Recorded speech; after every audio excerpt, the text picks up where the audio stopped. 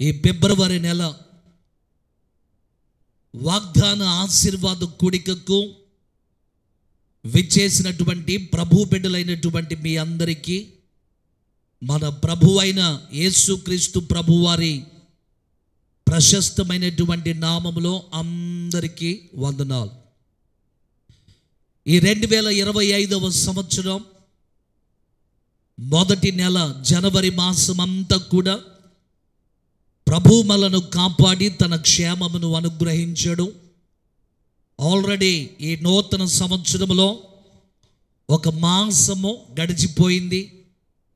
ఈ ఫిబ్రవరి మాసంలో మొదటి తేదీన ప్రభు యొక్క సన్నిధిలోనికి వచ్చి ప్రభు యొక్క నామమును స్తుతించడానికి, ఘనపరచడానికి, కృతజ్ఞతా హృదయము కలిగి ఆయన సన్నిధిలో మనమందరము కూడా ప్రణమిల్లటానికి, దేవుని సన్నిధిలో నమస్కరించడానికి దేవుడు మనందరికీ కూడా గొప్ప భాగ్యమును అనుగ్రహించాడు. అందును బట్టి 2 చేతులు పైకెత్తి గట్టిగా దేవునికి స్తోత్రం చెప్దాం. హల్లెలూయా, హల్లెలూయా. గడిచిన జనవరి మాసంలో 20వ తారీఖున అమెరికా దేశానికి 47వ అధ్యక్షునిగా డొనాల్డ్ ట్రంప్ అనేటువంటి వ్యక్తి ప్రమాణ స్వీకారం చేశాడు. అది మనందరికీ తెలుసు. అమెరికా దేశానికి ఈ డొనాల్డ్ ట్రంప్ అనేటువంటి వ్యక్తి 45వ ప్రెసిడెంట్గా, అధ్యక్షునిగా పనిచేశాడు. ఆ తర్వాత 47వ అధ్యక్షునిగా గడిచిన జనవరి మాసంలో 20వ తారీఖున ఆయన ప్రమాణ స్వీకారం చేశారు. డొనాల్డ్ ట్రంప్ దేవుని యందు భయభక్తులు కలిగి ప్రభువుని స్తుతిస్తూ దేవుని యొక్క మార్గములో నడిచేటువంటి ఒక ఉన్నతమైనటువంటి అధ్యక్షుడు ఆయన ఒకసారి దేవుడు మనకిచ్చేటువంటి క్షణమును బట్టి, దేవుడు మనకిచ్చేటువంటి సమయాన్ని బట్టి ఆయన మాట్లాడుతూ అంటాడు కదా, every single moment we have on earth is a gift from God. ఈ భూమి మీద మనము బ్రతికేటువంటి ప్రతి క్షణము కూడా దేవుడు మనకు బహుమానముగా అనుగ్రహించినటువంటిది అని అంటాడు. ఎందుకు ఆయన ఆ మాట అంటాడంటే, ఒక్క క్షణం ప్రభు మనను వదిలిపెడితే ఈ భూమి మీద మనము మనుగడ కలిగి బ్రతకలే. ఒక్క క్షణము ప్రభు మనల్ని విడిచిపెడితే ఈ భూమి మీద మనము చెలించి ఉనికి బ్రతకలేము. కనుక ప్రతి క్షణము దేవుడు మనల్ని కాపాడుతూ ఉన్నాడు. ప్రతి సమయమందు దేవుడు మనకు క్షేమాన్ని అనుగ్రహిస్తూ ఉన్నాడు. ప్రతి క్షణము ఆయన మనకు తోడుగా ఉండి మనల్ని నడిపిస్తూ ఉన్నాడు. కనుక ఈ భూమి మీద మనము బ్రతుకుతున్నటువంటి ప్రతి క్షణము దేవుడు మనకు అనుగ్రహిస్తున్నటువంటి బహుమానము. అందును బట్టి ప్రతి సమయమున ప్రభువుని మనము స్తుతించేటువంటి వారముగా ఉండాలి. ఈరోజు ఈ ఫిబ్రవరి మాసంలో ప్రభువారు మనకు అనుగ్రహిస్తున్నటువంటి వాగ్దానపు వర్తమానమును మనందరము కూడా విందాం. పరిశుద్ధ బైబిల్ గ్రంథములో నుండి యెషయా గ్రంథము, మైక్ తీసుకో,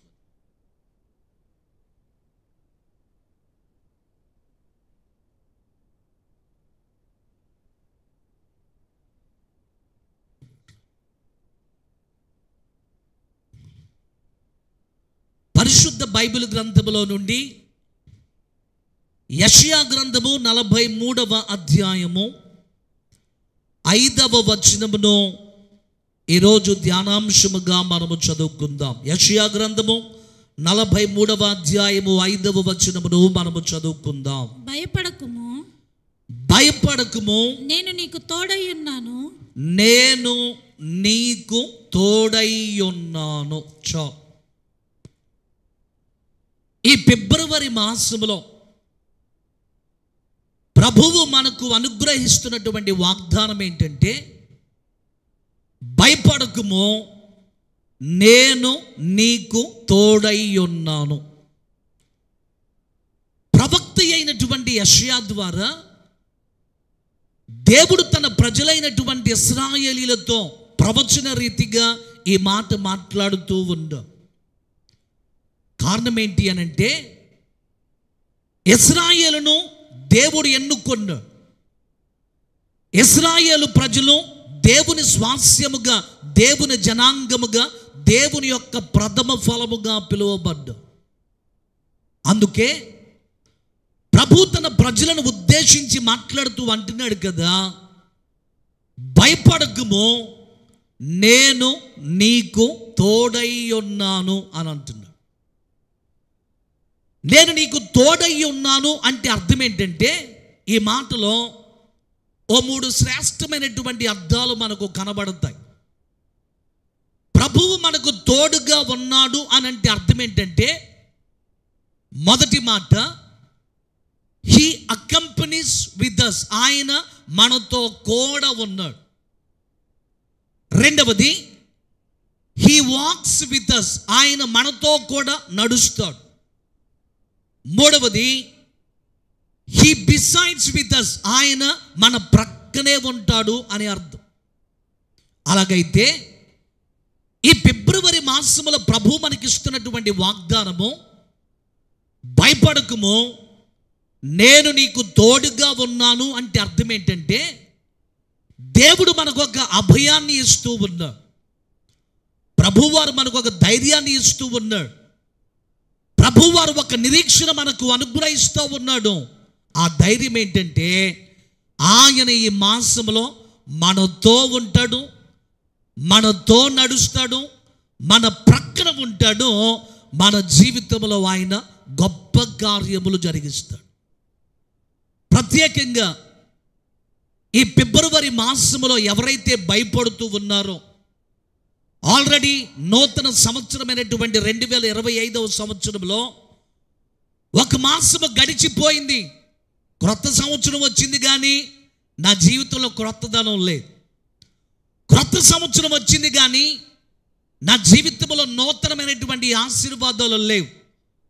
క్రొత్త సంవత్సరం వచ్చింది కానీ నా జీవితంలో ఎలాంటి మార్పు లేదు అని ఎవరైతే పరిస్థితులను చూసి భయపడుతూ ఉన్నారో, ఎవరైతే ప్రతికూలమైనటువంటి పరిస్థితులను ఎదుర్కొంటూ దిగులు పడుతూ కలవరపడుతూ ఉన్నారో, ప్రభువారు తన ధైర్యాన్ని మనకిస్తూ, ఒక మంచి అభయాన్ని మనకిస్తూ ప్రభువారు మాట్లాడుతూ అంటున్నాడు కదా, భయపడకుమో, నేను నీకు తోడై ఉన్నాను. ఈ భూమి మీద మన జీవిత ప్రయాణంలో చాలామంది మనతో ప్రమాణాలు, వాగ్దానాలు చేస్తారేంటి, నేను నీతో కూడా ఉంటాను అని. నేను ఎల్లప్పుడూ కూడా నీతోనే ఉంటాను, నీతో సహవాసం చేస్తాను, నీ ప్రక్కనే ఉంటాను, నీ కష్టాల్లో నేను తోడుగా ఉంటాను, నీ ఇబ్బందుల్లో నేను తోడుగా ఉంటాను, నిన్ను విడిచిపెట్టకుండా నీకు సమీపముగా ఉంటాను అని మనుషులు చాలామంది రకరకాలైనటువంటి వాగ్దానాలు చేస్తూ ఉంటారు. అయితే ఒకానొక సమయం వచ్చినప్పుడు వారు చేసిన ప్రమాణాలను మర్చిపోతారు, వారు చేసినటువంటి నిబంధనలను మర్చిపోతారు. అయితే మనుషులు మనతో చేసిన నిబంధనను, మనుషులు మనతో చేసిన ప్రమాణాలను మర్చిపోతారేమో, కానీ మనలను సృజించిన మన దేవుడైనటువంటి యెహోవా, మన సృష్టికర్త అయినటువంటి మన దేవుడు ఎన్నడూ కూడా ఆయన మరచిపోయేటువంటి దేవుడు కాదు. కారణం ఏంటో తెలుసా? ఆయన మాట నమ్మదగినటువంటిది. మనము నమ్మదగని వారమైనను ఆయన నమ్మదగినటువంటి దేవుడు. ఆయన ఎన్నడూ కూడా అబద్ధమాడేటువంటి వాడు కాదు. ఆయన ఎన్నడూ కూడా మాట తప్పేటువంటి దేవుడు కాదు. ఆయన నిన్న నేడు నిరంతరము ఏకరీతిగా ఉన్నటువంటి దేవుడు.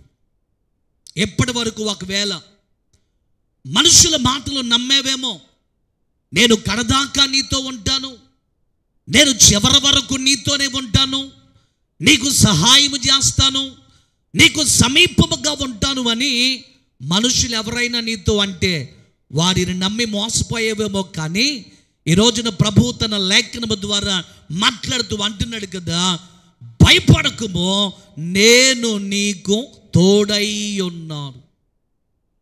ఈ ఫిబ్రవరి మాసపు ప్రారంభము నుండి ప్రభువు మనకు తోడుగా ఉంటాడు.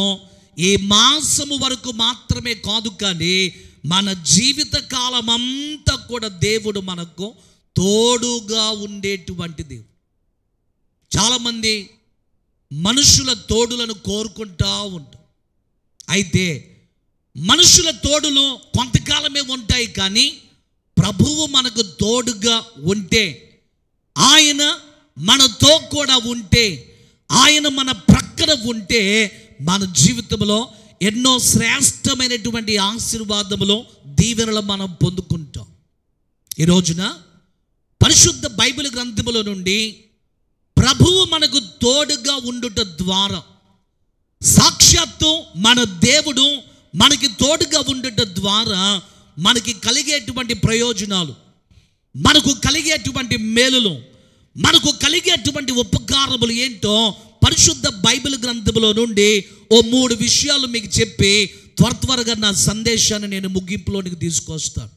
పరిశుద్ధ గ్రంథములో చాలామంది భక్తులతో ప్రభువారు తోడుగా ఉన్నాడు. అబ్రహాముతో ప్రభు తోడుగా ఉన్నాడు, ఇస్సాకుతో ప్రభు తోడుగా ఉన్నాడు, యాకోబుతో ప్రభు తోడుగా ఉన్నాడు, మోషేతో ప్రభు తోడుగా ఉన్నాడు, యెహోషువతో ప్రభు తోడుగా ఉన్నాడు, దావీదుతో ప్రభువారు తోడుగా ఉన్నాడు. ఎలాగున భక్తులందరితో కూడా ప్రభువారు తోడుగా ఉండుట ద్వారా వారి జీవితంలో వారు ఎన్నో మేలులు ప్రభు దగ్గర నుంచి పొందుకున్నారు. ఈ రోజున దేవుడు మనకి తోడుగా ఉండుట ద్వారా మనకి కలిగేటువంటి ప్రయోజనాలు ఏంటి అని పరిశుద్ధ లేఖనములో మనము చదువుతూ ఉన్నప్పుడు చాలా విషయాలు బైబిల్ గ్రంథములో పొందుపరచబడ్డాయి. కానీ ఈ రాత్రి సమయాన్ని బట్టి ఓ 3 మాటలు చెప్పి నా సందేశాన్ని త్వరగా ముగిస్తాను, గమనించండి. మొదటి మాట, దేవుడు మనకి తోడుగా ఉండే మనకి కలిగేటువంటి ప్రయోజనము ఏంటి అని పరిశుద్ధ లేఖనములో మనము చదువుతూ ఉన్నప్పుడు ఆదికాండము 26వ అధ్యాయము మొదటి 3 వచనములను మనము చదువుకుందాం. ఆదికాండము 26వ అధ్యాయము మొదటి 3 వచనములు మనము చదువుకుందాం. అబ్రహాము దినములలో వచ్చిన మొదటి కరువు గాక మరి ఒక కరువు ఆ దేశములో వచ్చెను. అప్పుడు ఇస్సాకు గెరారులోనున్న ఫిలిస్తీయుల రాజైన అబీమెలెకునొద్దకు వెళ్ళెను. అక్కడ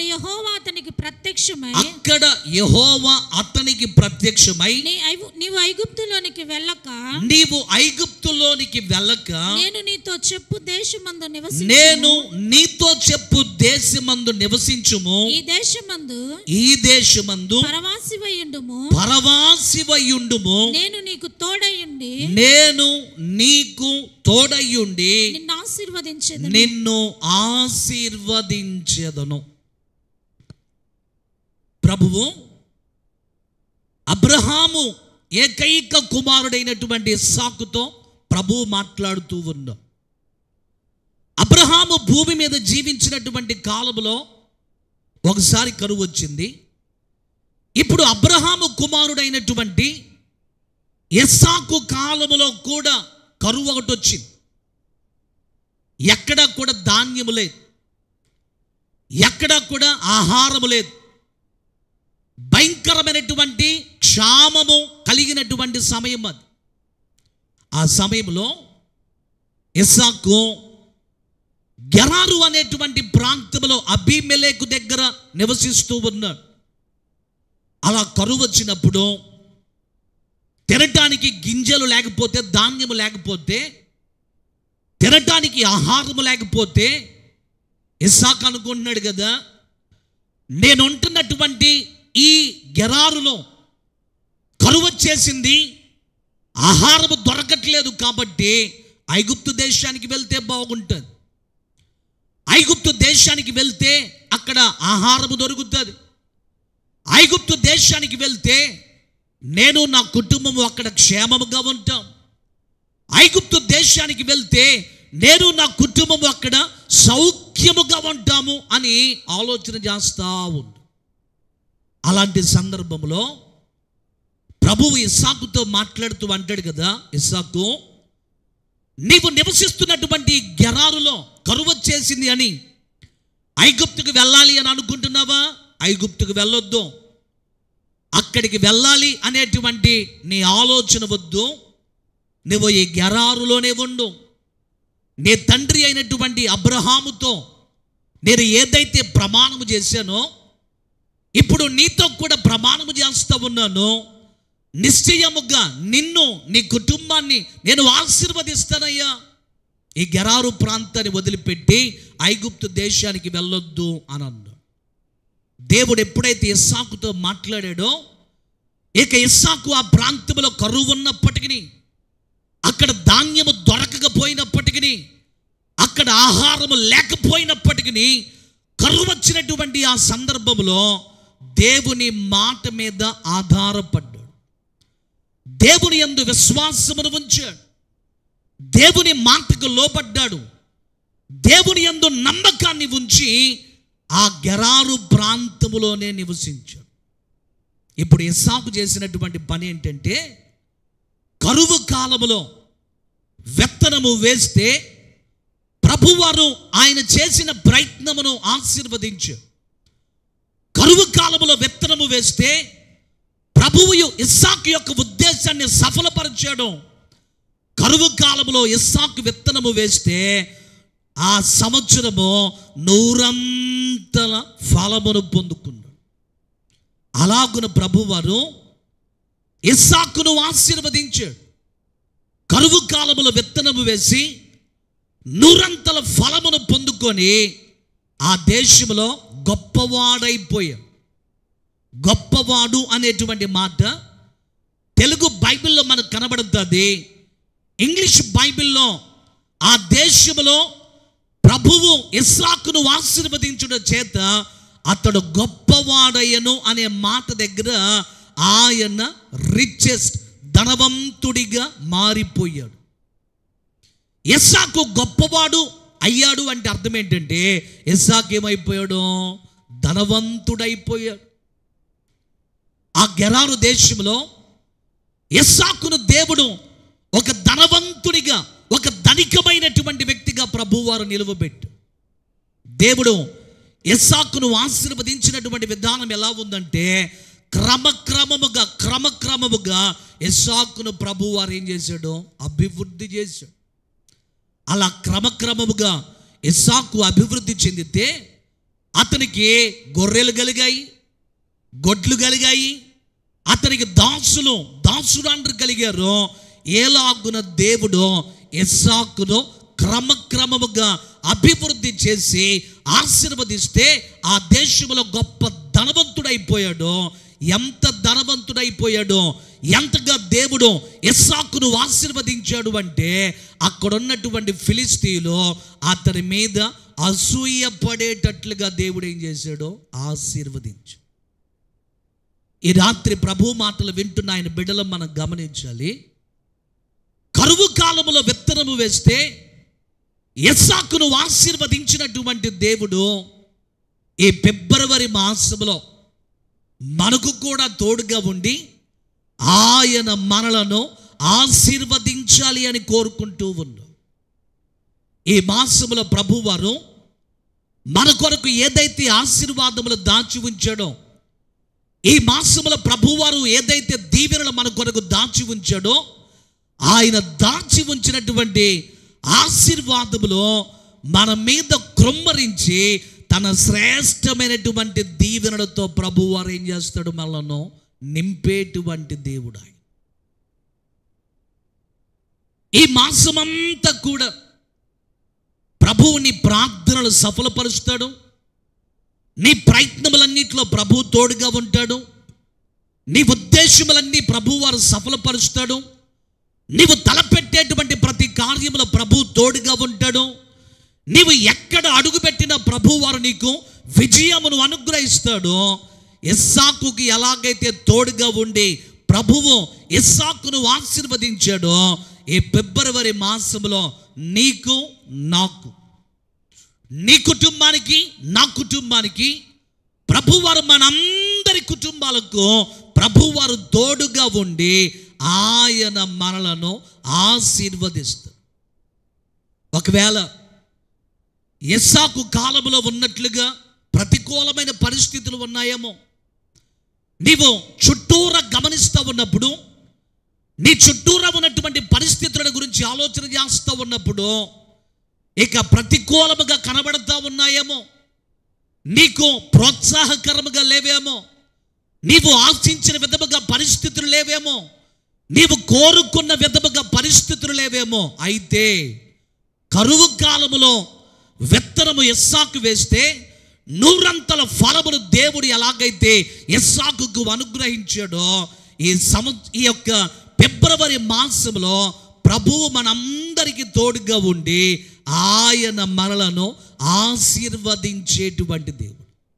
కారణం ఏంటి అంటే పరిశుద్ధ లేఖనము తెలియజేస్తూ ఉంది కదా, తన యందు ఎవరైతే భయభక్తులు కలిగి ఉంటారో ఆయన యందు భయభక్తులు గల వారి కొరకు ఆయన దాచి ఉంచినటువంటి మేలులు ఎలాంటివట, చాలా గొప్ప.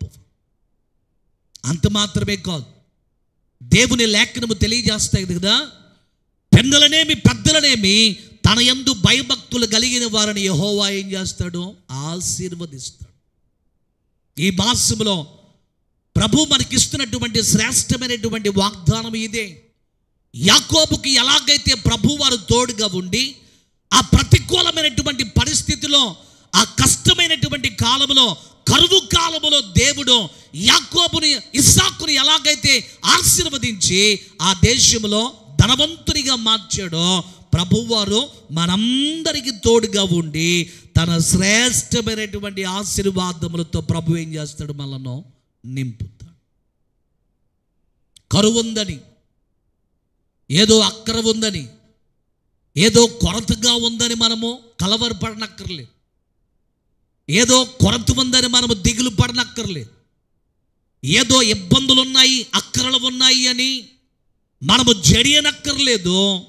మన ప్రభువు మనతో ఉన్నాడు. మనలను సృజించినటువంటి దేవుడు మన పక్షమున ఉన్నాడు. మనలను సృజించినటువంటి మన దేవుడు మనతో కూడా ఉన్నాడు. మన ప్రక్కన నడుస్తూ ఉన్నాడు. ఆయన మనకు సమీపముగా ఉండి మనకు సహాయం చేసి తన శ్రేష్టమైనటువంటి దీవెనలను ఆయన నిండారుగా మన మీద ఏం చేస్తాడు, ప్రభువారు క్రొమ్మరిస్తాడు. ఆయన సమృద్ధిని అనుగ్రహించేటువంటి దేవుడు. ఆయన మన జీవితాలను సమృద్ధితో నింపేటువంటి దేవుడు కనుక ఇస్సాకుకు తోడుగా ఉన్నటువంటి ప్రభువు మనకు తోడుగా ఉండి ఆయన ఆ 100 దీవెనలో మన మీద నిండారుగా ప్రభువు ఈ మాసంలో క్రొమ్మరిస్తాడు. ఏమీ లేదని కలవరపడకు. నీ చుట్టూరా ఉన్నటువంటి పరిస్థితులను చూసి దిగులు పడకు. నీ చుట్టూరా ఉన్నటువంటి ప్రతికూలమైనటువంటి పరిస్థితులను బట్టి జడియకు. ప్రభువే నీకు తోడుగా ఉన్నాడు. ఆయన ఒక ప్రోత్సాహకరమైన మాటతో నీకు అభయమిస్తూ ఉన్నాడు. భయపడకము, నేను నీకు తోడై ఉన్నాను అని ప్రభువారు వాగ్దాన రూపంగా మనతో మాట్లాడుతున్నాడు. కనుక ఇస్సాకుకు తోడుగా ఉన్నటువంటి దేవుడు మనకు కూడా తోడుగా ఉండి ఆయన 100 ఆశీర్వాదములో ఈ మాసములో ప్రభువారు ఏం చేస్తాడు, మనకు అనుగ్రహిస్తాడు. ఓ చిన్న గ్రామంలో ఓ పాస్టర్ గారు తన సతీమణి పాస్టమ్ గారు 2 పిల్లలతో సేవ జరిగిస్తూ ఉన్నారు. చిన్న సంఘం. ఏ రోజుకు ఆ రోజు ఏది కావాలో, వారికి ఏది అక్కరగా ఉన్నదో ప్రభువారు సహాయం చేస్తూ ఉన్నారు. వారు కూడా విశ్వాసం కలిగి ప్రభు మీద ఆధారపడి దేవుని మీద నమ్మకము కలిగి ప్రభు యొక్క సేవలో ముందుకి కొనసాగించబడతా ఉన్నారు. ఏ రోజు కూడా చింతపడరు. ఇది లేదు అని ఏ రోజు కూడా బాధపడు. ఏ సమయానికి ఏది కావాలో దేవుడు వారి అక్కరలన్నీ, వారి కొరతలన్నీ కూడా తీర్చి నడిపిస్తావు. ఓ రోజున ఇంట్లో భోజనం వండుకోవడానికి ఏది కూడా లేదు. సరే, పాస్టమ్ గారు పెద్దవారు కాబట్టి ఒక పూట భోజనం లేకపోయినా వండగలరు. ఒక పూట భోజనం లేకపోయినా ఎలాగో సర్దుకొని బ్రతకగలరు. కానీ ఇద్దరు చిన్నపిల్లలు ఉన్నారు. వారి పరిస్థితి ఏంటో అర్థం కాక ఇప్పుడు పాస్టమ్ గారు ప్రార్థన చేస్తున్నారు, ప్రభువా నీ సేవకులము నీ మీద ఆధారపడి బ్రతుకుతా ఉన్నాము, విశ్వాసము కలిగి నీ మీద ఆనుకొని నీ పరిచరణ కొనసాగిస్తూ ఉన్నాము. ఏ రోజు కూడా ఏ విషయంలో దేని గురించి మేము చింతపడలేదు. నీవు ఐశ్వర్యవంతుడవు కనుక మా ప్రతి అక్కరను నీ నామ మహిమైశ్వర్యములో తీరుస్తూ మమ్మల్ని బ్రతికిస్తూ ఉన్నావు. ఈ రోజున మాత్రం భోజనం మా ఇంట్లో ఏమి లేదు నాయన, ఆహారము సిద్ధపరచడానికి ఏమి కూడా లేదు ప్రభు. ఆ ఇంట్లో చిన్న పిల్లలు ఉన్నారు ప్రభు, మా బిడ్డలకు సహాయం చేయండి ప్రభు. వారికి భోజనం పెట్టాలి, ఆహారమును సిద్ధపరచాలి నాయన, నువ్వు సహాయం చేయ ప్రభు అని ఆ పాస్టర్ గారు ప్రార్థన చేస్తావు. అలా ప్రార్థన అయిపోయిన తర్వాత పాస్టర్ గారు ఇంటి గేట్కి వెళ్ళి చూస్తూ ఉన్నారు. ఎందుకని?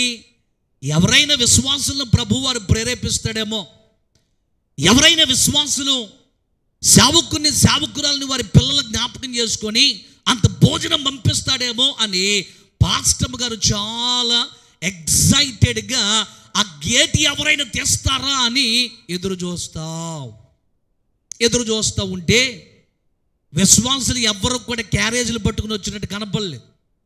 విశ్వాసులు ఎవ్వరూ కూడా భోజనాన్ని పట్టుకొచ్చినట్టు కనపడకపోతే, సరే విశ్వాసం కలిగి నమ్మకం కలిగి దేవుడు ఎలాగైనా సహాయం చేయగలడు అని ప్రభు మీద అచంచలమైన నమ్మకం ఉండి ప్రార్థన చేస్తావు. ఆ గేటు దగ్గర నిలబడి ప్రార్థన చేస్తావు, ప్రభువా నీకు అసాధ్యమైనది ఏముంది? ఏలియా దగ్గరికి నువ్వు కాకులను పంపించావు కదా, ఏలియాకు కాకులు తమ నోటితో రొట్టె ముక్కను మాంసమును తీసుకొచ్చి ఇచ్చాయి కదా, మరి ఏలియాకి ఆహారము నువ్వు కాకుల చేత పంపించినటువంటి గొప్ప దేవుడు నాయన, మమ్మల్ని ఎన్నడూ కూడా సిగ్గుపరచబడనివ్వు, మాకు సహాయం చేసేటువంటి దేవుడు నీవే అని ఇప్పుడు ఆ గేటు దగ్గర నిలబడి ప్రార్థన చేస్తావు. అలా ప్రార్థన చేస్తూ ఉంటే ఎక్కడి నుంచో వచ్చిందో ఒక కాకి. చెప్పండి, ఎక్కడి నుంచో వచ్చిందో ఒక కాకి. ఆ కాకి ఆ గేటు మీదకి వచ్చి వాళ్ళతో అలా అరుస్తూ ఉంటే ఏమనుకుంటుంది, ఎవరైనా విశ్వాసులు వచ్చి మాకు సహాయపడతారేమో, ఎవరైనా మా సంఘ సభ్యులు వచ్చి అంత భోజనం మాకు పెడతారేమో అని మేమెదురు చూస్తూ ఉంటే ఈ కాకి ఏంటి ఎక్కడికి వచ్చింది అరుస్తూ ఉంది అనుకుని దాన్ని తోలుతూ ఉంది. హే పో అరుస్తూ ఉంది. అది అలా ఆకాశంలో ఎగురుతూ ఉంది, మళ్ళీ వచ్చి గేటు మీదే వాళ్తుంది. ఈ గేటు మీద వాళ్తుంటే పాస్టర్ గారు సేవకురాలు తరుముతూ ఉంది, అది వెళ్తూ ఉంది, అలా వస్తూ ఉంటే ఇప్పుడు తన మనసులో ఒక ఆలోచన వచ్చింది, ప్రభువా ఆ దినమున ఏలియాకు ఆ కెరీతు వాగు దగ్గర ఉన్నప్పుడు కాకోలము చేత రొట్టెను మాంసమును పంపించావు కదా, ఎవరైనా విశ్వాసులు మాకు సహాయం చేస్తారేమోనని నేను ఎదురు చూస్తూ ఉన్నాను. ఈ కాకి ఇందాక నుంచి చూస్తూ ఉన్నాను, అది అరుస్తూ గేటు దగ్గరకు వస్తూ ఉంది, నేను తోలుతూ ఉంటే వెళ్తుంది, మళ్ళా వస్తుంది, ఏవి సహాయము నువ్వు పంపించావో అని అక్కడే ఆలోచన చేస్తూ ఉంటే ఇప్పుడు ఆ కాకి ఆ గేటు మీద నిలబడి తను అరుస్తూ ఉన్నప్పుడు తన నోట్లో ఓ బంగారపు ఉంగరం కనపడతావు.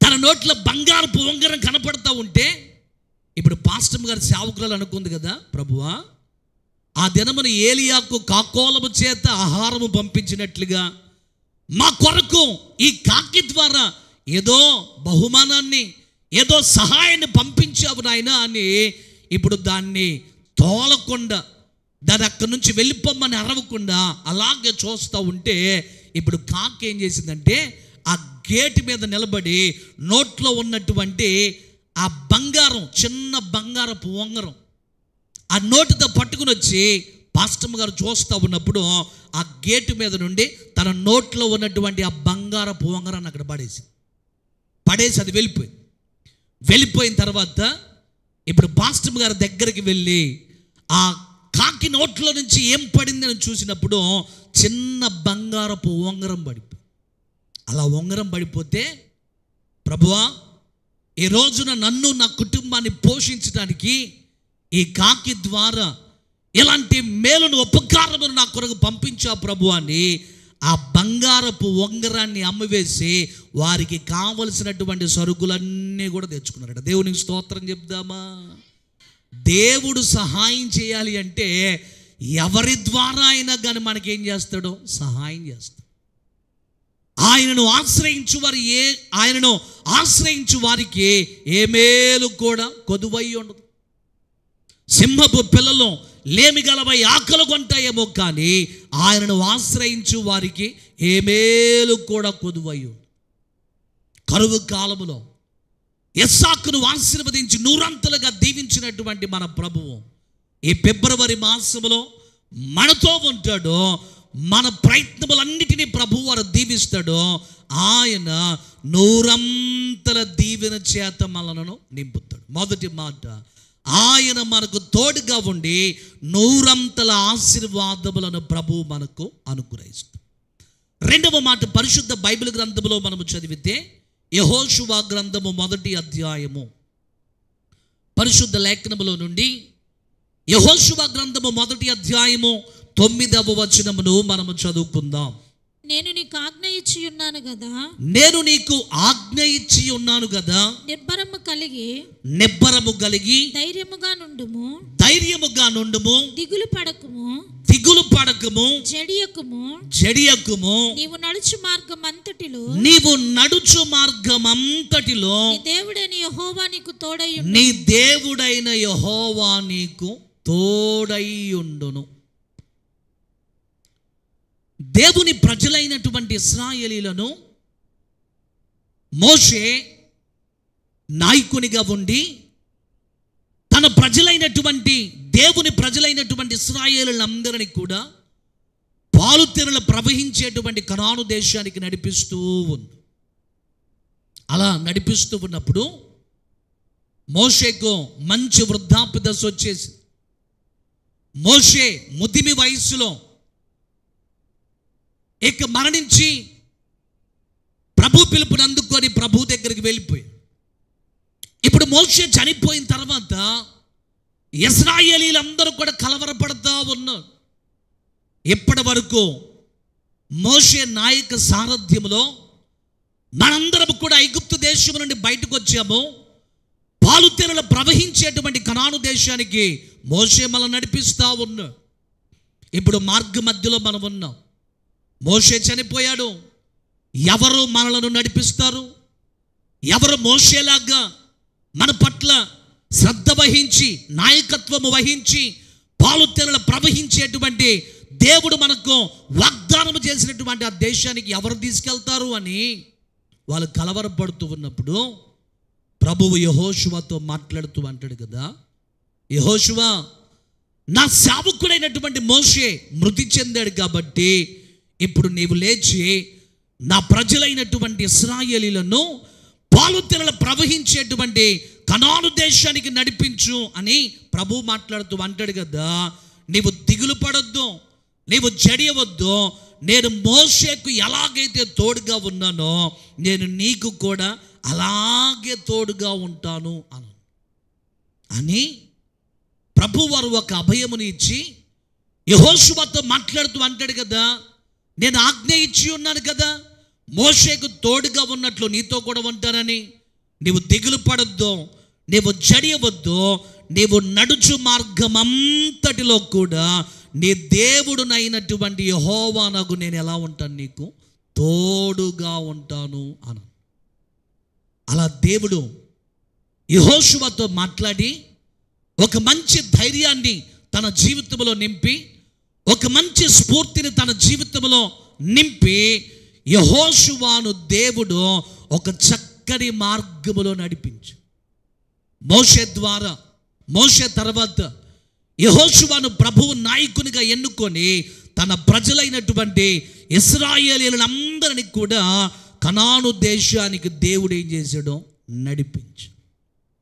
ఈ మాసంలో ప్రభు మనకి ఎలా తోడుగా ఉంటాడు అనంటే, ఆయన యెహోషువకి ఎలాగైతే తోడుగా ఉండి ఆయన ఎలాంటి మార్గములో నడవాలో బోధించాడో, ఈ మాసములో ప్రభువారు మనలను ఒక చక్కని మార్గములో ప్రభువారు మనలను నడిపిస్తాడు. ఆయన ఏ మార్గములో మనం నడవాలో, ఎలాంటి మార్గములో, ఎలాంటి చక్కని మార్గములో మనం నడవాలో, ఎలాంటి శ్రేష్టమైనటువంటి మార్గములో నడవాలో, ఎలాంటి మేలుకరమైనటువంటి మార్గములో మనము నడవాలో, అలాంటి శ్రేష్టమైనటువంటి మార్గములో ప్రభువారు ఏం చేస్తాడు, మనను నడిపిస్తాడు. ఆయన కొన్ని సందర్భాల్లో ఏ మార్గములో నడవాలో మనకు అర్థం కాదు, ఎటువంటి నిర్ణయాలు తీసుకోవాలో అర్థం కాదు, ఎలాంటి మార్గముల గుండా ప్రయాణం చేయాలో అర్థం కాక గజిబిజి గందరగోళమైనటువంటి పరిస్థితుల్లో బ్రతుకుతూ ఉంటాం. అయితే మన దేవుడు మన చెయ్యి పట్టుకొని మనము నడవవలసినటువంటి మార్గములో మనల్ని నడిపిస్తాడు. మనకి మేలుకరమైనటువంటి మార్గమేదో ప్రభువునకు తెలుసు కాబట్టి, మనకు ఆశీర్వాదకరమైన మార్గమేదో ప్రభువుకు తెలుసు కనుక, ఆయన బిడ్డలమైనటువంటి మన చేయిని పట్టుకొని ఆయన మనలను నడిపిస్తాడు. ఆయన మనకు తోడుగా ఉండి మన మార్గమంతటిలో కూడా ప్రభు ఎలా ఉంటాడు, తోడుగా ఉంటాడు. బహుశా ఇక్కడ కూర్చున్నటువంటి మనలో చాలామందికి ఒక సందేహం, 2025వ సంవత్సరం, కొత్త సంవత్సరం వచ్చేసింది, ఆల్రెడీ ఒక మాసము గడిచిపోయింది. ఈ ఫిబ్రవరి మాసంలో నీకు ప్రవేశించబడ్డాం. ఈ మాసంలో ఎలాంటి నిర్ణయాలు తీసుకోవాలి, ఎలాంటి తీర్మానాలు చేసుకోవాలి, ఎలాంటి మార్గముల గుండా ప్రయాణం చేయాలి, ఎలాంటి త్రోవలో నేను వెళ్ళాలి అని ఒకవేళ గందరగోళమైనటువంటి పరిస్థితిలో మనం ఉంటే, ప్రభువుని మనం అడిగితే ప్రభు మనకు తోడుగా ఉండి మనము నడవవలసినటువంటి మార్గములో ఆయన మనలను నడిపించేటువంటి దేవుడు కనుక, యెహోషువకు ప్రభువు ఎలాగైతే తోడుగా ఉండి ఆయన నడిచేటువంటి మార్గమంతటిలో ఒక మంచి డైరెక్షన్, ఒక మంచి గైడెన్స్, ఒక మంచి నడిపింపును ప్రభువు ఎలాగైతే ఇచ్చాడో, ఈ మాసములో ప్రభువు వారు నీకేం చేస్తాడో ఒక మంచి నడిపింపును ప్రభువు నీకు ఇస్తాడు. ఒక మంచి మార్గమును ప్రభువారు నీకు చూపిస్తాడు. నీకు మేలుకరమైనటువంటి మార్గాన్ని, నీకు ఉపయోగకరమైనటువంటి మార్గాన్ని, నీవు ఆశీర్వాదము పొందేటువంటి మార్గాన్ని ప్రభువారు నీకు తెలియజేసి, నీవు నడిచేటువంటి మార్గమంతటిలో కూడా ప్రభువు నీకు తోడుగా ఉండి ఆయన ఏం చేస్తాడో సహాయం చేస్తాడు. దేవునికి స్తోత్రం చెప్దామా? ఆయన మనకు తోడుగా ఉండి మనము నడిచేటువంటి మార్గమంతటిలో కూడా ఆయన మనల్ని ఏం చేస్తాడో నడిపిస్తాడు. ఆయన ఈ రోజున ప్రభువారు అదే తన వాగ్దానము ద్వారా మాట్లాడుతూ, భయపడకుమో, నేను నీకు తోడై ఉన్నాను అని ప్రభువారు ఒక శ్రేష్టమైనటువంటి వాగ్దానమును మనకు అనుగ్రహిస్తూ ఉన్నాడు. ఒకటి, ఇస్సాకుకి ఎలాగైతే ప్రభువారు తోడుగా ఉండి ఆశీర్వదించాడో అలాగూ తోడుగా ఉండి ఆశీర్వదిస్తాడో. రెండవది, యెహోషువకు ఎలాగైతే ప్రభు తోడుగా ఉండి అతని మార్గమంతట్లో కూడా ప్రభువారు తోడుగా ఉన్నాడో, ఈ మాసమంతా కూడా ప్రభువారు మనల్ని చేయి పట్టుకొని మనకు తోడుగా ఉండి ఒక మేలుకరమైనటువంటి మార్గంలో ఏం చేస్తాడు, ప్రభు మనను నడిపిస్తాడు. ఓసారి ఒక ద్వీపంలో కొంతమంది పడవలో ప్రయాణం చేస్తూ వెళ్తా ఉన్నారు. అలా పడవలో ప్రయాణం చేస్తూ వెళ్తున్నప్పుడు పడవ ప్రమాదానికి గురైపోయి ఆ పడవలో ఉన్నటువంటి వారందరూ కూడా చనిపోతే ఒకే ఒక్క వ్యక్తి సర్వైవ్ అయ్యాడు, ఒకే ఒక్క వ్యక్తి బ్రతికాడు. ఆ ద్వీపంలో ఎటు వెళ్ళాలో అర్థం కాలేదు. ఆ ద్వీపానికి ఒడ్డున అతను ఒక్కడే ఒక చిన్న గుడిసె వేసుకొని కొన్ని రోజులుగా ఒంటరిగా నివాసం చేస్తావు. అతను అనుకుంటున్నాడు, నాతో పాటు పడవలో వచ్చిన వారందరూ కూడా చనిపోయారు, ఈ ద్వీపంలో నేను ఒంటరిగా ఉన్నాను, ఈ ద్వీపంలో నేను ఏకాకిగా ఉన్నాను, నా కుటుంబం దగ్గరికి నేను ఎలా వెళ్ళాలి, నా కుటుంబ సభ్యుల దగ్గరికి నేను ఎలా చేరుకోవాలి అని ఆలోచన చేస్తా, ప్రార్థన చేస్తావు. అలా ఆ ద్వీపము ఒడ్డున ఒక చిన్న గుడిసె వేసుకొని దాంట్లో ఉంటావు. ప్రతిరోజు ఏం చేస్తాడంటే ఆ ద్వీపంలో అక్కడక్కడ కొన్ని చెట్లుంటే అక్కడికి వెళ్ళి ఆ ఫలాలు కోసుకొని తింటూ బ్రతుకుతావు. ఓ రోజున ఆ చిన్న గుడిసె వేసుకుని దాంట్లో ఉండేటువంటి ఆ వ్యక్తి ఆలోచన చేస్తా ఉన్నాడు చాలా రోజుల నుంచి, ఎవరి ప్రాంతంలోనికి వస్తారో ద్వీపంలోనికి, ఎవరు నాకు కనబడతారు, ఎవరైనా వస్తే బాగుండు, నన్ను కనుగొంటే బాగుండు, నేను వారితో పాటు కలిసి ఇక బయటికి వెళ్ళిపోతాను, నా ఇంటికి నేను చేరుకుంటాను అని ఆలోచన చేస్తా, ప్రార్థన చేస్తూ ఉండు. ఓ రోజున ఆ చిన్న గుడిసెలో ఉండేటువంటి ఆయన ఏదైనా భోజనం దొరుకుతుంది అని అక్కడ ఉన్నటువంటి ఆ ప్రాంతంలో కొంచెం లోపలికి వెళ్ళాడు. ఆ చెట్ల దగ్గర ఏదైనా దొరుకుతుందేమో అని వెళ్ళి అతను వచ్చేసరికి అతని గుడిసంతా ఏం జరిగింది ఏమో కానీ కాలిపోతాం. ఆ గుడిసె కాలిపోతూ ఉంటే పైకి పొగలో ఆకాశంలోనికి పైకి ఆ ఆకాశంలోనికి ఆ పొగ వెళ్తా ఉంది. పొగ పైకి వెళ్తా ఉంటే ఆ గుడిసె కాలిపోతుంటే ఈ వ్యక్తి అనుకున్నాడు, ఏంటి ప్రభువా, ఆ చిన్న పడవలో చాలామంది వచ్చాము, ప్రమాదం జరిగింది, అందరూ చనిపోయారు, నేను ఒక్కనే మిగిలిపోయాను, నేనేదో బ్రతుకుతూ ఈ ఒడ్డున ఈ చిన్న గుడిసె వేసుకుని బ్రతుకుతా ఉన్నాను, నా ఇంటికి ఎలా చేరుకోవాలి, నా కుటుంబం దగ్గరికి ఎలా వెళ్ళాలి అని ఆలోచన చేస్తూ ఉంటే ఇప్పుడు నేను వేసుకున్న చిన్న గుడిసె కూడా కాలిపోయింది అని చాలా దిగులుగా ఉంది.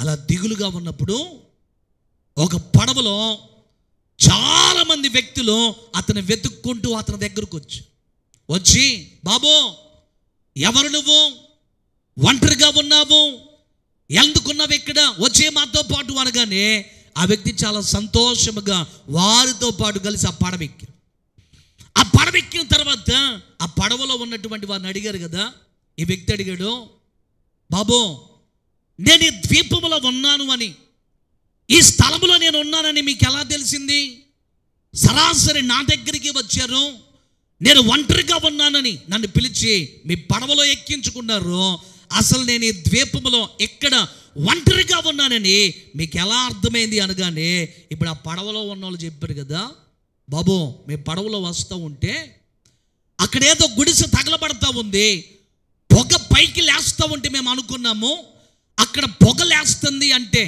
అక్కడేదో తగలబడుతుంది అంటే మనుషులు ఎవరో ఉన్నారు, మనుషులు ఉంటేనే అక్కడ ఎవరో తగలబెట్టారు, ఏదో పొగలేస్తుందని మాకు అర్థమైంది, ఎవరో మనుషులు ఉన్నారని చెప్పి మేము వచ్చాము, మేము చూసి నిన్ను కనుగొన్నాము అనగానే ఇప్పుడు ఆ వ్యక్తి ప్రభువును స్తుతించాడు, ప్రభువా గుడిసె కాలిపోయిందని బాధపడ్డాను, గుడిసె తగలబడిపోయిందని నేను నిన్ను నిందించి మాట్లాడానయ్యా, అయితే అది తగలబెడట వెనుక ఉన్నటువంటి ఆశీర్వాదం ఇదే, నాకు ఒక మంచి మార్గాన్ని చూపించాలి అని, నేను మరలా ఇంటికి వెళ్ళాలి అని, నా కుటుంబ సభ్యులతో నేను ఉండాలి అని నా కొరకు ఒక మంచి నడిపింపునిచ్చావు, నా కొరకు నీవు మార్గాన్ని సిద్ధపరిచావు, అందును బట్టి నీకు స్తోత్రములు ప్రభువా అని దేవుణ్ణి స్తుతించాడు. దేవునికి స్తోత్రం చెప్దామా? కొన్నిసార్లు అంతే, ఏదో జరిగిపోయిందని కలవరపడతా ఉంటాము, ఏదో ప్రమాదం జరిగిపోయింది అని, ఏదో నష్టము వాటిల్లింది అని మనము కంగారు పడుతూ భయపడుతూ ఉంటాము. కానీ ప్రభువు మనలను ఒక మంచి మార్గంలో నడిపించేటువంటి దేవుడు, యెహోషువను నడిపించినటువంటి మన ప్రభువు ఈ మాసమంతా కూడా ప్రభువు మనకు తోడుగా ఉండి మనలను ఒక శ్రేష్టమైనటువంటి మార్గంలో ప్రభువు ఏం చేస్తాడు, మనలను నడిపిస్తాడు. దేవునికి స్తోత్రం చెప్దామా? ఎన్ని మాటలు విన్నాం మనము? 2 మాటలు. ఒకటి, ఇస్సాకుకు దేవుడు తోడుగా ఉండి ఎలాగైతే ఆశీర్వదించాడో మనకు తోడుగా ఉండి ప్రభువు మనల్ని ఏం చేస్తాడో ఆశీర్వదిస్తాడు. రెండవది, యెహోషువ నడిచే మార్గమంతట్లో కూడా ప్రభు వారు ఎలాగైతే తోడుగా ఉన్నాడో, ఈ మాసంలో మన మార్గమంతటిలో కూడా ప్రభువు తోడుగా ఉండి మనలను ఒక చక్కని త్రోవలో, ఒక మేలుకరమైనటువంటి మార్గములో ప్రభువు నడిపిస్తుంది. మూడవ మాట, ప్రభువు మనకి తోడుగా ఉంటే మనకు కలిగేటువంటి ప్రయోజనం ఏంటి అని పరిశుద్ధ గ్రంథములో మనము చదివితే, అపోస్తుల కార్యముల గ్రంథము 18వ అధ్యాయము 10వ వచనమును మనము చదువుకుందాం. అపోస్తుల కార్యముల గ్రంథము 18వ అధ్యాయము 9 నుండి చదువుదామమ్మా. రాత్రివేళ దర్శనమందు ప్రభువు నీవు భయపడక మాట్లాడుము, మౌనముగా ఉండకుము, నేను నీకు తోడై ఉన్నాను, నీకు హాని చేయుటకు నీ మీదికి ఎవడును రాడు. ఈ పట్టణములో నాకు బహుజనమున్నదని పౌలుతో చెప్పగా అతడు వారి మధ్య దేవుని వాక్యమును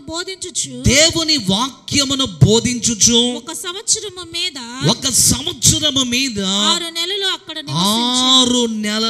అక్కడ నివసించెను.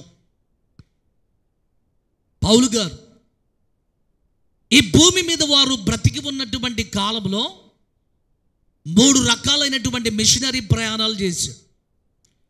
ఈ మిషనరీ ప్రయాణాల్లో అనేకమైన ఖండాలకు వెళ్ళాడు, అనేక దేశాలకు వెళ్ళాడు, అనేకమైన పట్టణాలకు, గ్రామాలకు వెళ్ళి దేవుని సువార్తను ప్రకటించి, యేసు ప్రభువారు నిజమైనటువంటి దేవుడని, యేసు ప్రభువారే క్రీస్తు అనగా ఆయనే మెస్సయ్య అని దేవుని వాక్యమును ప్రకటించి అనేక మందిని ప్రభు దగ్గరకు నడిపించినటువంటి ఒక గొప్ప దైవజనుడు పౌలు మహాశయుడు. ఇలా పౌలు మహాశయుడు తన 2వ మిషనరీ ప్రయాణం చేస్తూ ఏథెన్సు అనేటువంటి పట్టణానికి వెళ్ళాడు. ఏథెన్సు పట్టణంలో సువార్తను ప్రకటించిన తర్వాత, అక్కడ ప్రజలను ప్రభు దగ్గరికి నడిపించిన తర్వాత తిరిగి కోరింతు అనేటువంటి పట్టణంలోనికి వచ్చాడు. ఈ పట్టణంలోనికి వచ్చినప్పుడు, ఈ కోరింతు అనేటువంటి పట్టణంలో అకుల ప్రిస్కిల్లా అనేటువంటి 2 భార్య భర్తలు ఉన్నారు. వారు వృత్తికి డేరాలు కుట్టేటువంటి వారు. పౌలు కూడా అదే వృత్తి, డేరాలు కుట్టేవాడు కనుక వారితో పాటు కలిసి పనిచేస్తూ ఉన్నారు. వారు పౌలు గారికి సేవలో మంచి తోడ్పాటును, ప్రోత్సాహాన్ని అందిస్తూ ఉన్నారు. అలా అందిస్తూ ఉన్నప్పుడు పౌలు గారు సమాజ మందిరాల్లోనికి వెళ్ళి యూదులందరికీ కూడా దేవుని వాక్యమును ప్రకటిస్తూ, యేసుక్రీస్తు ప్రభువారే నిజమైనటువంటి దేవుడు, ఆయనే మెస్సయ్య అని ప్రకటిస్తూ ఉన్నారు. ఆ టైంలో శీల, తిమోతి వీళ్ళిద్దరూ కూడా మాసిదోనియా ప్రాంతంలో దేవుని సువార్తను ప్రకటించి కోరింథీ పట్టణానికి వచ్చారు. వారు కోరింథీ పట్టణానికి వచ్చినప్పుడు పౌలు గారు దేవుని యొక్క సువార్తను ప్రకటించేటువంటి విధానం, దేవుని యొక్క సువార్తను ప్రకటించేటువంటి విషయంలో ఎంత ఆసక్తి కలిగి ఉన్నాడో, ఎంత మక్కువ పౌలు గారు కలిగి ఉన్నాడో వారు కూడా చూసి ఆశ్చర్యపడిపోయారు. ఎందుకని ఒకప్పుడు సౌలుగా ఉండి ప్రజలందరినీ కూడా ఇబ్బంది పెట్టాడు కదా, క్రైస్తవులను బాధ పెట్టి హింసించాడు కదా. ఇలాంటి సౌలు పౌలుగా మారిపోయి యేసు ప్రభువారు నిజమైనటువంటి దేవుడని, ఆయనే మెస్సయ్య అని ప్రకటిస్తున్నాడని వారు కూడా విని ఆశ్చర్యపడిపోయారు. ఇప్పుడు యూదులందరికీ పౌలు గారు ప్రభు సువార్తను ప్రకటిస్తూ ఉంటే, యేసు ప్రభువారు నిజమైనటువంటి మెస్సయ్య అని ప్రకటిస్తూ ఉంటే చాలామంది పౌలుకి వ్యతిరేకంగా నిలబడ్డారు. పౌలుని దూషిస్తూ ఉన్నారు, పౌలుని అవమానకరంగా మాట్లాడుతూ ఉంటే, ఇప్పుడు పౌలు అన్నాడు కదా, దేవుని సువార్తను మీకు ప్రకటిస్తున్నాను, మీరేమో వ్యతిరేకంగా మాట్లాడుతూ ఉన్నారు, ఇక మీ పరిస్థితిని మీరు అనుభవించాలని వారితో చెప్పి అక్కడ నుంచి ఆయన ఒక దేవుని బిడ్డలో భక్తి కలిగినటువంటి వారు ఆ ప్రాంతంలో తీతియు యూస్తు అనేటువంటి వారు ఉంటే వారి ఇంటికి పౌలు గారు వెళ్ళిపోయాడు. ఎందుకని వారు అన్యజనులు, మీరు యూదులు, మీకంటే సువార్త అన్యులకు చెప్పటం మంచిది, వారైనా తెలుసుకొని ప్రభువుని రక్షకుని అంగీకరిస్తారు అని ఆ అన్యుల ఇంటికి వెళ్ళి దేవుని వాక్యమును బోధించు. వారి ఇంట్లో ఒక సమాజ మందిరపు అధికారి ఇంటికి ఆనుకుని ఉంటుంది.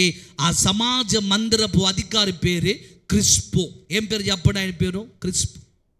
దేవుని వాక్యాన్ని విన్నాడు, ప్రభువుని తెలుసుకున్నాడు, ప్రభువుని స్వంత రక్షకునిగా అతని ఇంటి వారందరూ కూడా అంగీకరించు. ఇప్పుడు పౌలు గారు ఆలోచన చేస్తున్నాడు కదా, ఈ కొరింథీ పట్టణంలో సమాజ మందిరంలో యూదులకు వాక్యమును అందిస్తూ ఉంటే వీరు వ్యతిరేకముగా నిలబడతా ఉన్నారు, వీరు నాకు వ్యతిరేకముగా మాట్లాడుతూ ఉన్నారు అని పౌలు గారు భయపడతా బాధపడుతూ ఉంటే దర్శనమందు పౌలు గారికి ప్రభువు ప్రత్యక్షమై మాట్లాడుతూ అంటున్నాడు కదా. పౌలుతో మాట్లాడుతూ ప్రభు అన్నాడు, నీవు భయపడొద్దు, నీవు మౌనముగా ఉండొద్దు, నీవు మాట్లాడము, నా మాటలు ప్రకటించుము, నేను నీకు తోడుగా ఉన్నాను కనుక నీకు హాని చేయటానికి ఎవ్వడో కూడా నీ మీదకు రావు.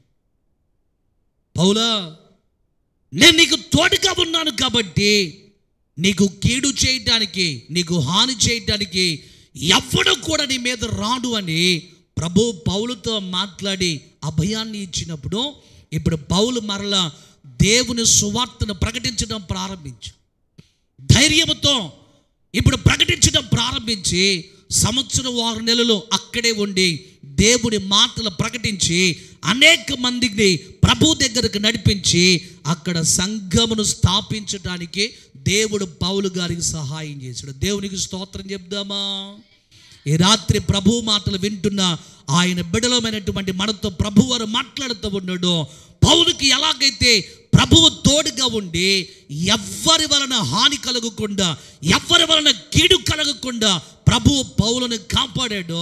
ఈ మాసంలో ఎవరి వలన మనకు హాని కలగకుండా, ఎవరి వలన మనకు ఇబ్బంది కలగకుండా, ఎవరి వలన మనకి ఎలాంటి ఆపదలు సంభవించకుండా దేవుడు మనకు తోడుగా ఉండి మనల్ని ఏం చేస్తాడు? ఆయన కాపాడుతాడు.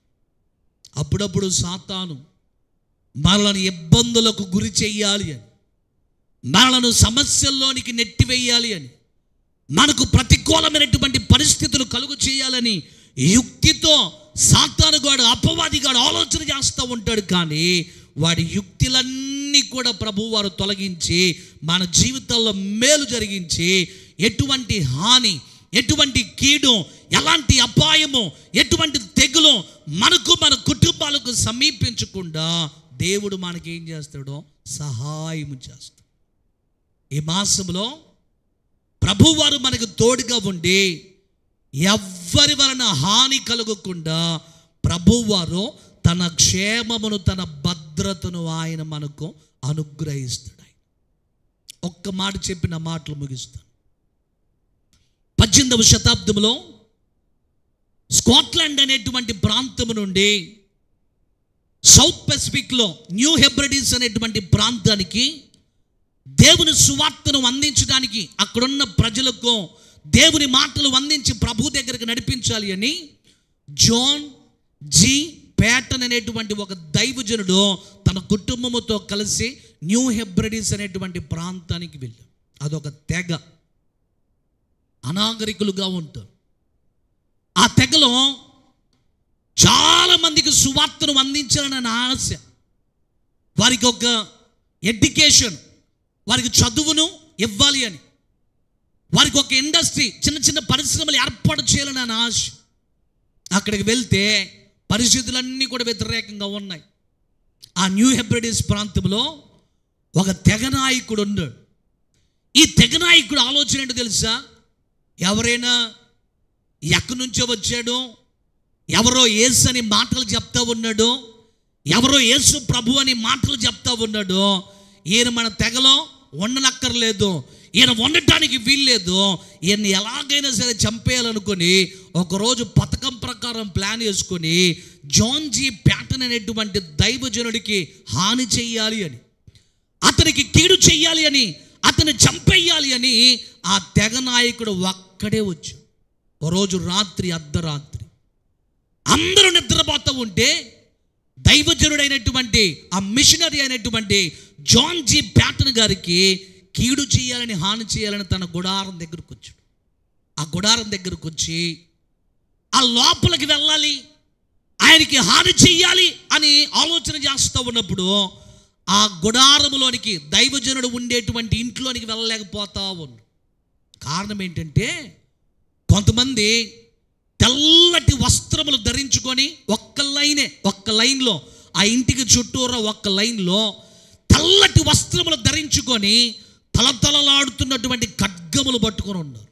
వారిని చూడగానే ఆయనకు భయం వేసి, జాన్ జీ ప్యాటన్ అనేటువంటి దైవజనుడిని చంపాలని నేను వస్తే ఇక్కడేంటి ఎవరో సెక్యూరిటీ ఉన్నారు ఆయనకి, ఎంతమంది అలా ఖడ్గములు దూసుకుని పట్టుకుని ఉంటే నేను వెళ్తే ఇంకేమైనా ఉందా, నన్ను చంపేస్తారు, నేను వెళ్ళటానికి ఇక వెళ్ళకూడదు అనుకోండి తన పథకాన్ని ముగించుకొని ఇంటికి వెళ్ళిపోయాడు. ఇంటికి వెళ్ళిపోయిన తర్వాత మరుసటి రోజు ఏం చేశాడంటే, రాత్రి ఏదైనా నేను మత్తులో ఉండి అంతమందిని ఏమైనా చూశానా, ఏందో పొరపాటు జరిగిపోయింది, నేను ఒక్కని కాదు ఈ రోజున మా తెగలో ఉన్న మరి కొంతమందిని తీసుకెళ్ళాలి అనుకొని ఆ తెగలో ఉన్న కొంతమంది ప్రజలను సమకూర్చి, కొంతమంది ఎవరైతే ఆకతాయి వాళ్ళు ఉంటారో వారందరిని తీసుకొని దైవజనునికి హాని చేయాలని ఇప్పుడు ఆ ఇంటి దగ్గరికి వెళ్ళారు.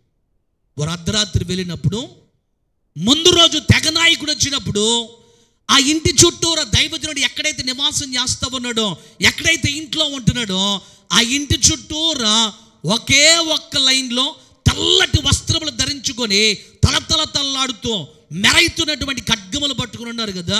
ఇప్పుడు ఈ తెగ నాయకుడు అందరం తీసుకెళ్ళిపోతే ఇప్పుడు అందరూ గమనించినటువంటి ఒక విషయం ఏంటంటే, ఇప్పుడు దైవజనుని ఇంటి చుట్టూరా 3 లైన్లు, ఎన్ని లైన్లు చెప్పండి, 3 లైన్లు తెల్లటి వస్త్రములు ధరించుకొని కత్తులు అలా ఖడ్గములు పట్టుకుని ఉన్నారు. వాళ్ళందరూ కూడా భయపడి, మనమేమో ఎంతమంది ఉన్నాం, దైవజనుడికి ఎంత సెక్యూరిటీ ఉంది, ఆయన ఇంటి చుట్టూరా 3 లైన్లో తెల్లటి వస్త్రములు వేసుకొని ఇలాంటి ఖడ్గములు ధరించుకొని ఉన్నారే, ఇక మనం ముందుకెళ్తే ఏమైనా ఉందా, మొత్తం నిర్మూలమైపోతాం అనుకొని భయపడి ఎవరి ఇళ్ళకు వాళ్ళు తిరిగి వెళ్ళిపోయారు. ఆ తర్వాత జాన్ జీ ప్యాటన్ గారు అక్కడ వాక్యాన్ని అందిస్తూ ఉన్నప్పుడు, ఏ తెగ నాయకుడైతే దైవజనుని చంపాలి అని అనుకున్నాడో, ఏ తెగ నాయకుడైతే దైవజనునికి హాని చెయ్యాలి అని అనుకున్నాడో ఆ వ్యక్తి మార్పు చెందాడు, మారు మనసు పొందాడు, మంచి ప్రవర్తన కలిగి ఉన్నాడు, ప్రభువుని సొంత రక్షకునిగా అంగీకరించి దేవుని మార్గంలో నడుస్తావు. ఓ రోజున చాలా సంవత్సరాల తర్వాత ప్రభువుని వెంబడిస్తున్నప్పుడు, దైవజనుని వెంబడిస్తూ ఉన్నప్పుడు అతను మార్పు చెంది ప్రభువుని రక్షకుడిగా అంగీకరించిన కొన్ని సంవత్సరాల తర్వాత ఎందుకో గుర్తొచ్చి ఓ రోజు జాన్ జీ ప్యాటన్ గారిని దైవజనుడిని అడిగాడట, అయ్యా మీరు వచ్చిన క్రొత్తలో మీ ఇంటి దగ్గర ఎవరైనా సెక్యూరిటీగా పెట్టుకున్నారా మీరు అని అడిగాడు. లేదే, నాకెవరున్నారు సెక్యూరిటీగా, స్కాట్లాండ్ నుండి ఒక్కనే నా భార్యను తీసుకుని బిడ్డలను తీసుకుని వచ్చాను, నాకెవరున్నారు సెక్యూరిటీ అని అంటే ఇప్పుడు ఆ వ్యక్తి చెప్పాడట, అయ్యా మీరు మా ప్రాంతానికి వచ్చినటువంటి తొలి దినాలలో యేసయ్యను గురించి ప్రకటిస్తున్నారు అని, మీకు హాని చెయ్యాలి అని, మీకు కీడు చెయ్యాలి అని, మిమ్మల్ని చంపేయాలి అని మొదటి రోజు నేను వచ్చానండి. మీ ఇంటి దగ్గరకు వచ్చినప్పుడు మీ ఇంటి చుట్టూరా ఒక్క లైన్లో అందరూ తెల్లటి వస్త్రములు ధరించుకొని ఖడ్గములు పట్టుకుని ఉన్నారు. ఆ ఖడ్గాలను ఆ మనుషులను చూసి నేను భయపడి వెళ్ళిపోయాను. రెండో రోజు మా తెగలోని కొంతమంది ప్రజలను తీసుకొని మరలా రాత్రి మీ ఇంటికి వచ్చాను, మిమ్మల్ని చంపేయాలని హాని చేయాలని వచ్చినప్పుడు ఇప్పుడు 3 లైన్లు మీ ఇంటి చుట్టూరా కొంతమంది యవ్వన బిడ్డలో తలతలలాడుతున్న వస్త్రములు ధరించుకొని మెరైతున్నటువంటి ఖడ్గములు పట్టుకుని ఉన్నారండి. వారిని చూడగానే మాకు భయం వేసి మేము వెళ్ళిపోయాము, మీరు ఏదైనా సెక్యూరిటీ పెట్టారో అని నేను అనుకున్నాను అనగానే ఇప్పుడు దైవజనుడైన జాన్ జీ ప్యాటన్ గారు నవ్వుతూ అన్నారట, ఆయనకు అర్థమైపోయింది ఏంటో తెలుసా, వాళ్ళు సెక్యూరిటీ కాదు నాయన, వారు దేవుని దూతలు. ఆయన మమ్మల్ని కాపాడటానికి ఎటువంటి హాని కలగకుండా, ఎటువంటి కీడు కలగకుండా, ఎటువంటి అపాయములోనికి మమ్మల్ని వెళ్ళకుండా దేవుడు మాకు కావలిగా తన దూతలను ఉంచి మమ్మలను రక్షించాడు వారు చెప్పినప్పుడు ఆ తెగ నాయకుడు ఆశ్చర్యపడిపోయాడు. దేవునికి స్తోత్రం చెప్దామా.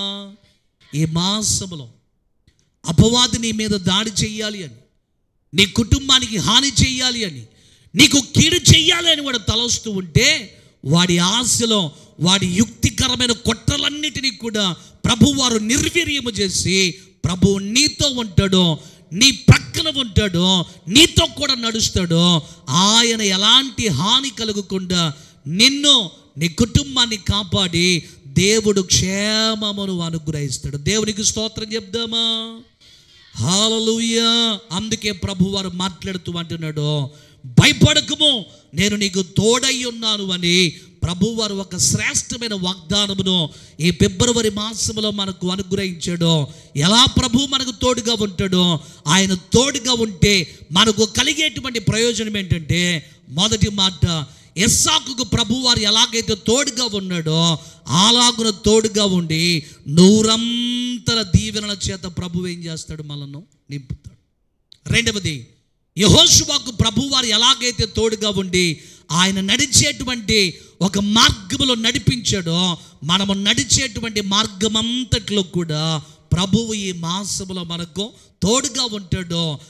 పౌలు గారికి ప్రభువారు ఎలాగైతే తోడుగా ఉండి ఎలాంటి హాని కలగకుండా కాపాడాడో, తన పనిముట్టుగా, తన పాత్రగా ప్రభువారు పౌలు గారిని వాడుకున్నాడో, ఈ మాసంలో ప్రభువు మనకు, మన కుటుంబాలకు తోడుగా ఉండి ఎటువంటి హాని కలగకుండా తన క్షేమమును, తన భద్రతను మనకు అనుగ్రహించి తన చేతి నీడలో ఆయన మనలందరినీ కూడా దాచి ఉంచుతాడు. దేవునికి స్తోత్రం చెప్దామా?